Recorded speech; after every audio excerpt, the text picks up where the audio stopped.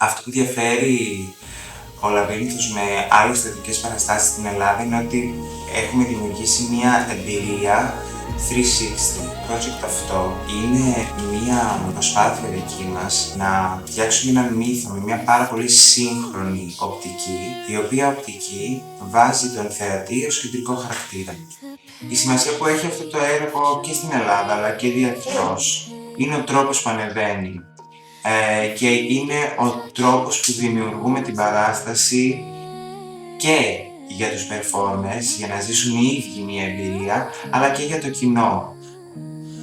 Είναι μια παράσταση όπου δουλεύουν 20 νέοι καλλιτέχνες από όλο τον κόσμο. Δουλεύουν όλοι με το μεράκι και τον ενθουσιασμό που έχουν για αυτό το project. Είναι κάτι καινούριο, καινοτόμο και θέλουμε να μας στηρίξετε για να μας βοηθήσετε να το παρουσιάσουμε και να το ζήσετε κι εσείς μαζί με εμάς.